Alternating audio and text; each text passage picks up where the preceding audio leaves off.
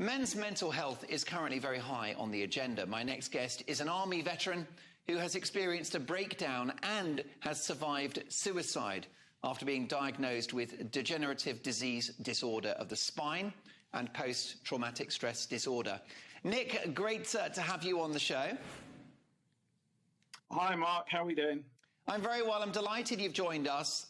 We know about the tragedy and the horrors of suicide, but surviving suicide brings its own challenges.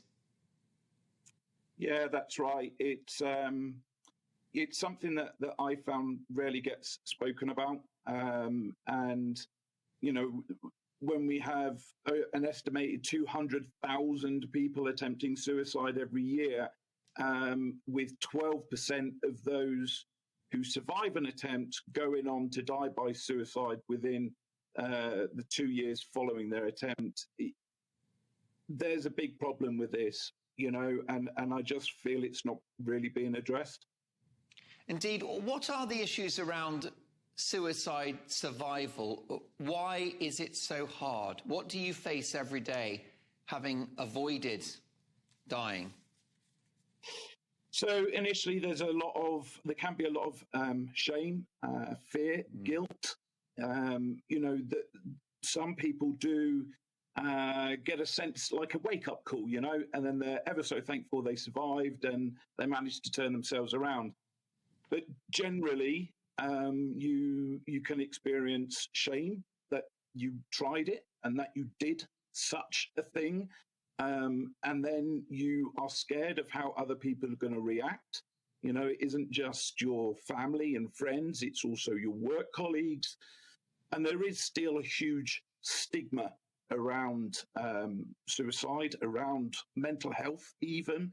And whilst we are starting to hear more from bereaved families and they're getting an opportunity to share their story, we're not hearing from survivors. So they don't see that there is hope. You know, they don't see that other people are managing to find a way through, and trying to get support as well. So, for example, I'm in a situation now whereby I have suicidal ideation. So I have suicidal thoughts now.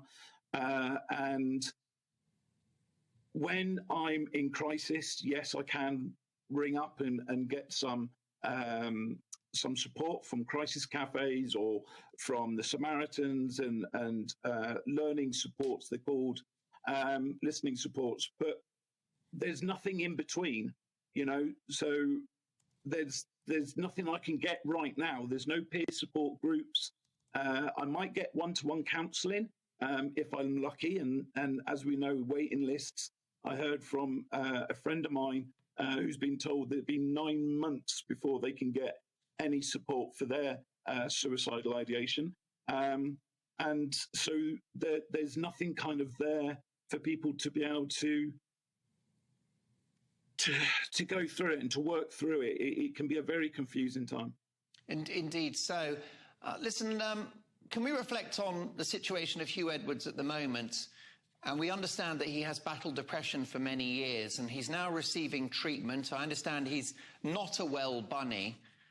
He faces potentially the end of his career and huge problems for his family.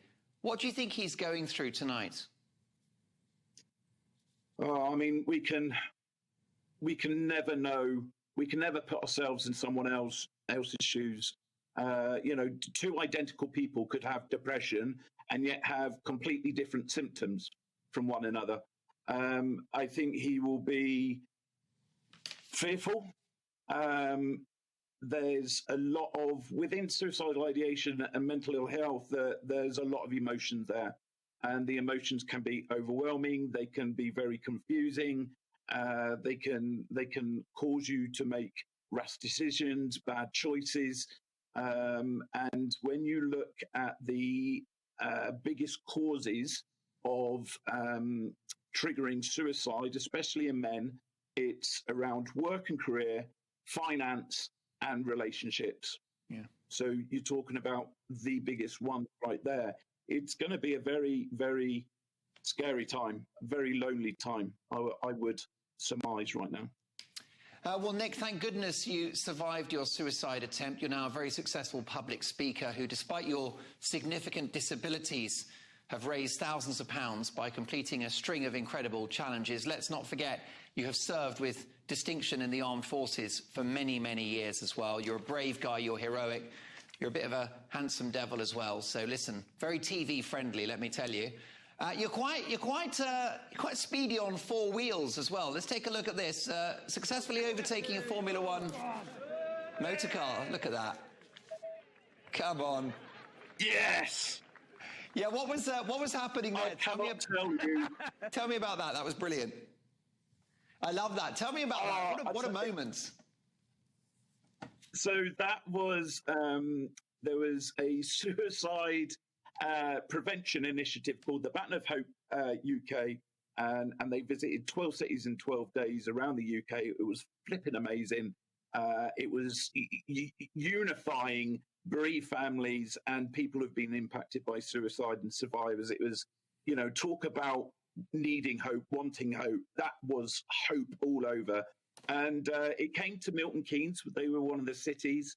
And Red Bull Racing very generously said that we can hand over the baton, which you can see Daniel Ricciardo is the driver there, and he's holding that amazing baton that was made by the Royal Jewellers. And I was following on behind. There was a lot of, obviously, health and safety and stuff, being told where to be.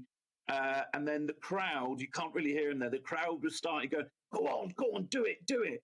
And Mike McCarthy, who's one of the co-founders of the Baton of Hope and lost his son, sadly, to suicide.